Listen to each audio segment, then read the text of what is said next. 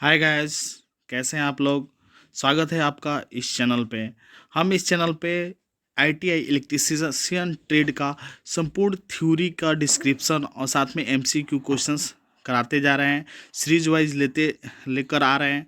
अगर ये वीडियो आपको पसंद आए तो वीडियो को लाइक करें, शेयर करें, कमेंट करें और इस चैनल को सब्सक्राइब जरूर कर दें। दोस्तों, हम इससे पहले भी हम इलेक्ट्रीशियन का फर्स्ट चैप्टर इलेक्ट्रिसिटी कंसेप्ट को क्लियर किए हैं। अगर आप उस वीडियो को नहीं देखे हैं तो वीडियो के डिस्क्रिप्शन में जाकर उसको देख सकते हैं।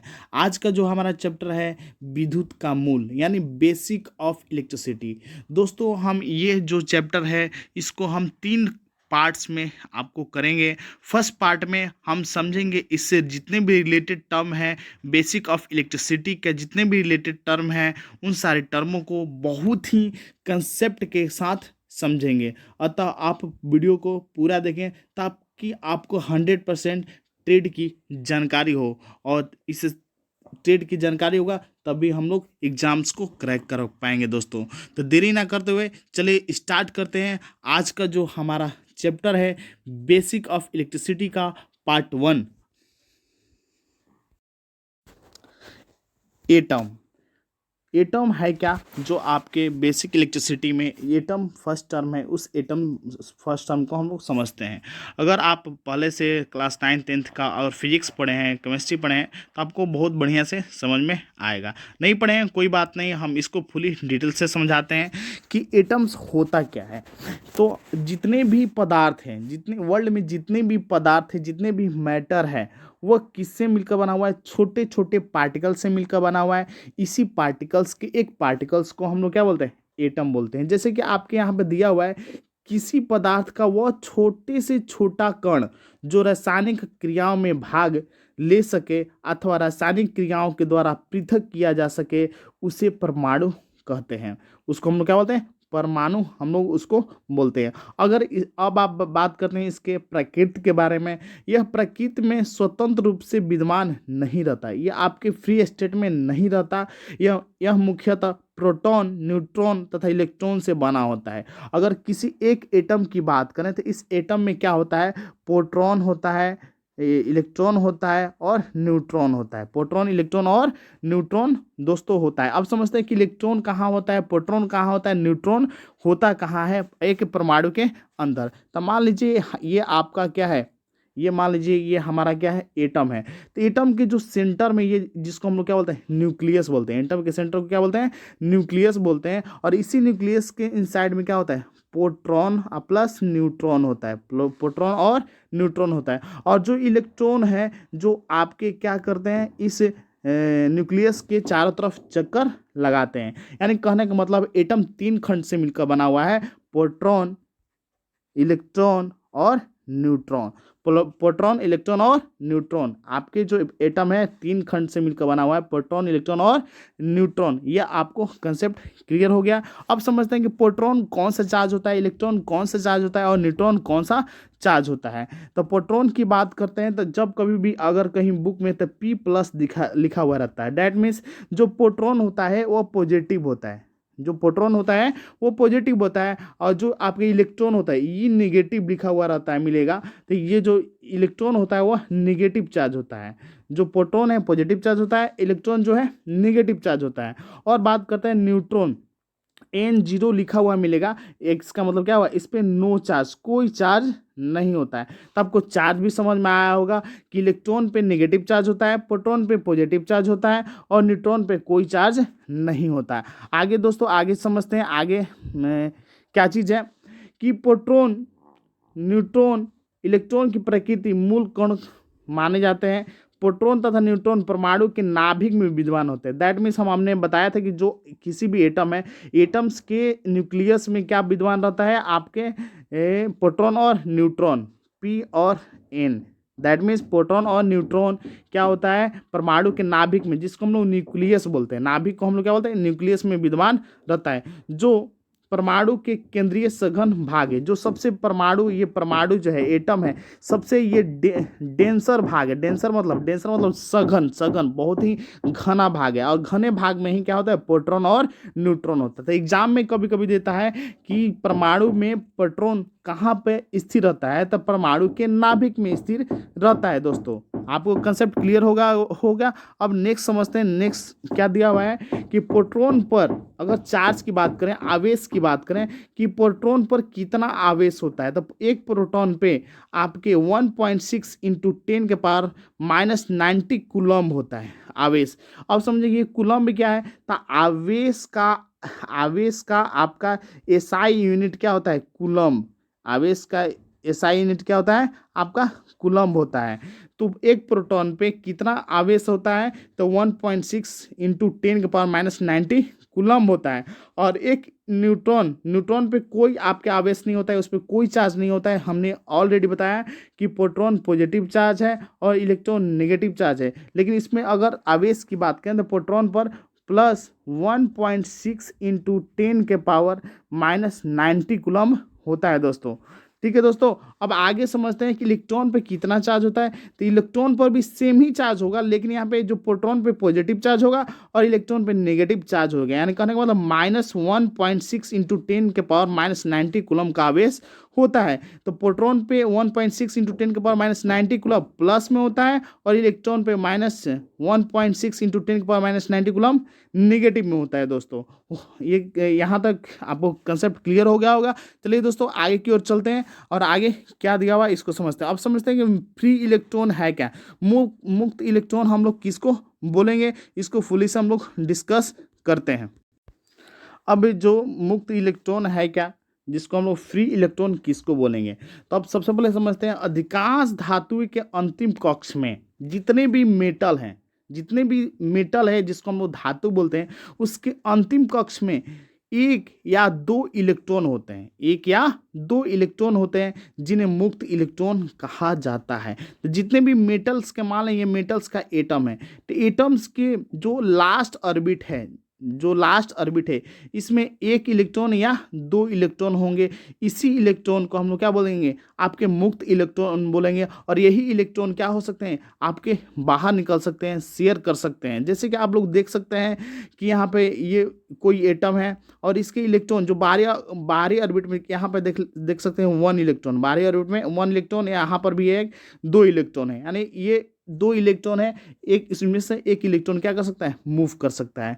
तो मुक्त इलेक्ट्रॉन किसको बोलेंगे, जितने भी मेटल है यानी अधिकांश मेटल है जिसके अंतिम कक्ष में एक या दो इलेक्ट्रॉन होते हैं, जिसको हम लोग मुक्त इलेक्ट्रॉन बोलते हैं, यानी फ्री इलेक्ट्रॉन हम लोग बोलते हैं। दोस्तों आगे देखते हैं, इसके बारे में करैक्टर समझते हैं, इसका प्रॉपर्टीज समझते हैं। प्रॉपर्टीज क्या चीज़ है कि नाभिक से दूर होने के कारण ये लगभग मुक्त अवस्था में होता है। ये सेंटर से ये इलेक्ट्रॉन जो सबसे लास्ट वाला ऑर्बिट का, इसके अंदर बहुत सारा ऑर्बिट है, इसके जो लास्ट ऑर्बिट में जो इलेक्ट्रॉन होते हैं वो इस पे जो आपके न्यूक्लियस का जो फोर्स लगता है बहुत ही कम लगता है, जिसके कारण एक इलेक्ट्रॉन बाहर निकल जाता है। एक इलेक्ट्रॉन क्या होता है, बाहर निकल जाता है, जिसको हम क्या बोलते हैं, ये इलेक्ट्रॉन मुक्त अवस्था में है। मुक्त इलेक्ट्रॉन के कारण ही आवेश चालक के एक सिरे से दूसरे सिरे तक पहुंचता है। मुक्त इलेक्ट्रॉन के कारण ही किसी भी कंडक्टर मतलब विद्युत का चालक जिसमें इलेक्ट्रॉन फ्लो कर जाए, चालक जितने भी धातु जितने भी है उसमें क्या होता है, इलेक्ट्रॉन फ्लो होता है। तो मुक्त इलेक्ट्रॉन के कारण ही आवेश चालक के एक सिरे से दूसरे सिरों तक पहुंचता है। दोस्तों ठोस धातु के तार में विद्युत धारा का प्रवाह मुक्त इलेक्ट्रॉन के कारण ही होता है, जबकि विद्युत अपघटय में धारा का प्रवाह आयन के कारण होता है। यहाँ पे समझिए कि जितने भी ठोस है, जितने भी मेटल है, उसमें अगर इलेक्ट्रिसिटी फ्लो कर रही है तो इलेक्ट्रॉन के फ्लो होने के कारण होता है, इलेक्ट्रॉन का फ्लो करने के कारण ही होता है। अगर जिसमें इलेक्ट्रॉन का फ्लो नहीं होगा वहाँ उसमें इलेक्ट्रिसिटी फ्लो नहीं करेगा। जैसे एग्जांपल बात करते हैं, जितने भी अधातु है जैसे कि प्लास्टिक का अगर एक रड ले प्लास्टिक का हम एक रड लें और ये प्लास्टिक का रड है, इसमें इलेक्ट्रॉन तो हैं लेकिन ये फ्लो नहीं करते, ये इलेक्ट्रॉन फ्लो नहीं करेंगे जो नॉन मेटल का जो आपके रड है। बट यहाँ पे मेटल का जो रड है इसमें इलेक्ट्रॉन क्या करते हैं, फ्लो कर जाते हैं। इसी कारण मेटल में इलेक्ट्रिसिटी फ्लो करता है और नॉन मेटल में इलेक्ट्रिसिटी फ्लो नहीं करता। ठीक है दोस्तों। अब आवेश है क्या?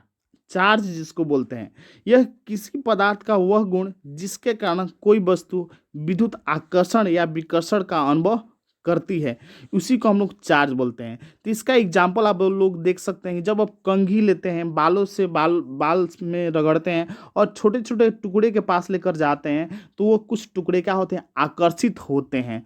तो ऐसा क्यों होता है? तो इसको समझने के लिए सबसे पहले हम लोग समझते हैं जो आपके negative charge and positive charge के बिहेव। अगर नेगेटिव चार्ज को नेगेटिव चार्ज के पास लेकर आए, सॉरी, नेगेटिव चार्ज को नेगेटिव चार्ज को नेगेटिव चार्ज के समीप लेकर जाए, तो उस समय क्या होगा, प्रतिकर्षित यानी दूर भागेंगे। क्या होंगे? रिपेल करेगा। दैट मीन्स क्या होगा, प्रतिकर्षित करेंगे। अगर आपका प्लस माइनस चार्ज हो और प्लस चार्ज हो तो क्या होगा, अट्रैक्शन करेगा, यानी एक दूसरे को अट्रैक्ट करेगा। और जब प्लस हो और माइनस हो तब भी अट्रैक्शन करेगा, लेकिन जब प्लस प्लस हो तब क्या होगा, रिपल्सन करेगा। दैट मीन्स वह एक दूसरे से दूर भागने की कोशिश करेंगे। यही कारण है कि दोस्तों, जब हम अपने बालों से कंघी को रगड़ते हैं और जब कागज़ के छोटे छोटे टुकड़े को पास लेकर जाते हैं, तो वो टुकड़ा या तो आकर्षित होता है या तो प्रतिकर्षित होता है। अब इसी को हम समझते हैं कि जो आकर्षित हो रहा है या तो नेगेटिव चार्ज के कारण या पॉजिटिव चार्ज के कारण हो रहा है। चलिए आगे समझते हैं कि जो आवेश होता है जिसको हम लोग चार्ज बोलते हैं, आवेश का एसआई मात्रक कूलम्ब होता है। ये हम आपको पहले ही बता चुके हैं, एग्जाम्स में पूछता है कि आवेश का एसआई मात्रक क्या होता है। आवेश का एसआई मात्रक आपका कूलम्ब होता है। और सीजीएस यानी सेंटीमीटर ग्राम सेकेंड, सीजीएस मतलब सेंटीमीटर ग्राम सेकेंड मात्रक स्टेट कूलम्ब होता है। इसे सी से हम लोग रिप्रेजेंट करते हैं, यानी आवेश के एसआई मात्रक को हम लोग सी से रिप्रेजेंट करते हैं, जिसका मतलब होता है कूलम्ब। जिसका मतलब क्या होता है, कूलम्ब। आवेश का मात्रक एम्पियर सेकेंड भी होता है। ऐसा नहीं, आवेश का मात्रक एम्पियर सेकेंड भी होता है। कहीं कहीं ऑप्शन में अगर दे दे तो एम्पियर सेकेंड पर ही हम लोग क्लिक करेंगे। अगर ये नहीं दिया हुआ तब हम कूलम्ब पर आपका क्लिक करेंगे। दोस्तों अब आते हैं और आवेश के बारे में डिटेल से समझते हैं। आवेश के लिए धन यानी पॉजिटिव और ऋण यानी नेगेटिव शब्द का प्रयोग सर्वप्रथम बेंजामिन फ्रैंकलिन ने किया था। आवेश के लिए जो पॉजिटिव चार्ज है और नेगेटिव चार्ज का खोज किसने किया था? बेंजामिन फ्रैंकलिन ने किया था। वस्तुओं को आवेशित करने की प्रक्रिया सर्वप्रथम थेल्स ने बताई थी। वस्तु को अगर आकर्षित कर रहा है, इसकी प्रक्रिया सर्वप्रथम थेल्स ने ही बताई थी। थेल्स के अनुसार जब कांच के टुकड़े को रेशम के कपड़े से रगड़ा जाता है, तो कांच का टुकड़ा इलेक्ट्रॉन त्याग करने के कारण धनावेशित हो जाता है तथा रेशम का कपड़ा इलेक्ट्रॉन ग्रहण करने के कारण ऋणावेशित हो जाता है। अब हम समझते हैं इसको डिटेल से, यानी थेल्स के अनुसार उन्होंने क्या कहा कि मान लीजिए कि ये थेल्स के अनुसार ये कांच का टुकड़ा है, ये कांच का टुकड़ा है, ये कांच का आपका टुकड़ा है और ये रेशम के कपड़ा है, ये रेशम का कपड़ा है। जब इसको आपस में रगड़ेंगे तो एक इलेक्ट्रॉन क्या होता है, एक इलेक्ट्रॉन त्याग कर देता है। यानी कांच का टुकड़ा है, ये कांच का टुकड़ा है, ये एक इलेक्ट्रॉन को रिमूव कर देता है और ये रेशम में आ जाता है। दैट मीन्स यहाँ पे प्रोटॉन की संख्या अधिक हो जाती है, जिसके कारण यहाँ पे धनावेशित हो जाता है, यानी पॉजिटिव चार्ज हो जाएगा। और इसमें इलेक्ट्रॉन की संख्या अधिक हो जाएगी, जिसके कारण यहाँ पे क्या होगा, निगेटिव चार्ज हो गया। यहाँ पे प्रोटॉन की संख्या अधिक होगी, यहाँ पे इलेक्ट्रॉन की संख्या अधिक होगी, जिसके कारण ये जो आपके रेशम के कपड़ा है वो धनावेशित हो जाता है। दोस्तों अब आगे समझते हैं और आवेश के बारे में डिटेल्स, जो कि एग्जाम्स में बार बार पूछे जाते हैं। इनके अनुसार यानी थेल्स के अनुसार Q equal to N E, Q equal to N E, जहाँ पर Q क्या है, उत्पन्न आवेश है, N क्या है, त्याग किए गए या ग्रहण किए गए इलेक्ट्रॉन की संख्या। कितना संख्या वह त्याग किया है, कितना ग्रहण किया है, यही संख्या को रिप्रेजेंट करा। और E क्या है, इलेक्ट्रॉन का आवेश है। E क्या है, इलेक्ट्रॉन का आवेश है। दोस्तों वो मैं आशा करता हूँ कि आपका ये कंसेप्ट क्लियर हो गया होगा। चलते हैं नेक्स्ट कंसेप्ट की ओर। विद्युत वाहक बल किसको बोलते हैं? विद्युत वाहक बल इलेक्ट्रोमोटिव फोर्स, जिसको EMF भी बोलते हैं हम लोग। किसी चालक पदार्थ में से विद्युत धारा को एक सिरे से दूसरे सिरे तक प्रभावित करने वाला बल विद्युत वाहक बल कहलाता है। तो किसी चालक पदार्थ में से विद्युत धारा को एक सिरे से दूसरे सिरे तक प्रवाहित करने वाला बल को विद्युत वाहक बल कहलाता है दोस्तों। विद्युत वाहक बल को हम लोग सेल, बैटरी, जनरेटर आदि से प्राप्त किया जा सकता है। इसका मात्रक वोल्ट होता है, यानी ईएमएफ का मात्रक क्या होता है? वोल्ट। इलेक्ट्रोमोटिव फोर्स, यानी इलेक्ट्रोमोटिव फोर्स का एसआई मात्रक क्या है? वोल्ट है। इसे हम लोग वी से रिप्रेजेंट करते हैं। तो विद्युत वाहक बल को हम लोग वी से रिप्रेजेंट करते हैं दोस्तों। अब यहाँ पर समझते हैं कि यहाँ पर देख सकते हैं कि ये वायर है, ये आपका बैटरी है और ये वोल्ट मीटर यहाँ पर लगा हुआ है। वोल्ट मीटर को हम लोग सीरीज में जोड़ते हैं। तो यहाँ पे जो इलेक्ट्रॉन का फ्लो ये क्या करता है? इसको फोर्स लगाता है ताकि इलेक्ट्रॉन क्या कर जाए? फ्लो कर जाए। वो कौन फोर्स लगाता है? विद्युत वाहक बल। उसी को हम लोग क्या बोलते हैं? विद्युत वाहक बल बोलते हैं। Potential difference, what is potential, जिसको हम लोग विभव बोलते हैं। एकांक आवेश को अनंत से किसी बिंदु तक लाने में किया गया कार्य उस बिंदु का विभव कहलाता है। एकांक आवेश को अनंत से किसी बिंदु तक लाने में किया गया कार्य उसका आवेश या उस बिंदु का विभव कहलाता है। V = W/Q होता है, बहुत ही इंपॉर्टेंट, जो कि याद होना चाहिए। V = W/Q होता है। इसका मात्रक जूल पर कूलम या वोल्ट होता है। इसका मात्रक जूल पर कूलम या वोल्ट होता है। ठीक है दोस्तों। नोट में हम लोग समझते हैं, नोट में और क्या चीज़ है कि विद्युत परिपथ में धारा का प्रवाह शून्य होने पर विभवांतर का मान भी शून्य हो जाता है। अगर परिपथ में धारा का मान शून्य हो जाए, अगर करंट I = 0 हो जाए तो आपका V = भी क्या होगा? 0 होगा। I = 0 हो तो V = भी क्या होगा? 0 होगा दोस्तों। पोटेंशियल डिफरेंस, यहाँ पर देख सकते हैं विभवांतर। जब किसी चालक से विद्युत धारा प्रवाहित होती है तो उसके सिरों के विभव में कुछ अंतर पैदा होता है, जिसे विभवांतर कहते हैं। अगर कोई चालक है, कोई कंडक्टर, मान लो ये कंडक्टर है, यहाँ पर हमने वोल्टेज दिया कुछ और, यहाँ पे 12 वोल्ट दिया, बट यहाँ पर पहुँच रहा है, जो वोल्टेज यहाँ पर पहुँच रहा है वो 11.9 वोल्ट पहुँच रहा है। और इसी के बीच के इसके अंतर को, इसके डिफरेंस को ही हम लोग क्या बोलते हैं? विभवांतर हम लोग बोलते हैं। इलेक्ट्रिक फील्ड यानी विद्युतीय क्षेत्र, इसको समझते हैं, इस टर्म को समझते हैं। मान लीजिए ये आपका ये नेगेटिव चार्ज है, ये पॉजिटिव चार्ज है, नेगेटिव चार्ज है, ये पॉजिटिव चार्ज है। तो अगर मान लीजिए ये कोई कॉइल है, कॉइल के चारों तरफ एक फील्ड क्रिएट होता है, इसी फील्ड को हम लोग क्या बोलते हैं? विद्युतीय क्षेत्र भी बोलते हैं। अगर मान लो ये वायर है, ये वायर से हमने बैटरी को इससे क्या कर दिया? जोड़ दिया। तो इसके आसपास जितने भी एरिया है, इसके चारों तरफ एक मैग्नेटिक फील्ड यानी एक विद्युतीय क्षेत्र क्रिएट हो जाएगा। इसी को हम लोग विद्युतीय क्षेत्र बोलते हैं। या आप एग्जाम्पल में समझ सकते हैं कि जैसे जब आप कलर टीवी, जो पुराने समय में कलर टीवी होते हैं, उस टीवी को चालू कीजिएगा तो अपने हाथ को उस टीवी के स्क्रीन के पास लेकर जाइएगा, तो आपके जो रोए हैं, जो आपके क्या हो जाएंगे? खड़े हो जाएंगे। क्योंकि वह जितने भी एरिया जहाँ पे आपका रोए खड़ा हो रहा है, उस एरिया को हम लोग विद्युतीय क्षेत्र बोलते हैं। यह आपके मैग्नेटिक इफेक्ट के कारण होता है। अब इसके बारे में थोड़ा सा समझ लेते हैं कि किसी आवेश या आवेशों के चारों ओर एक क्षेत्र जिसमें कोई दूसरा आवेश अपने एक बल का अनुभव करता है, विद्युतीय क्षेत्र कहलाता है। अब आइए और आगे समझते हैं, आगे क्या दिया हुआ है इसके बारे में। सघन विद्युतीय क्षेत्र के लिए सघन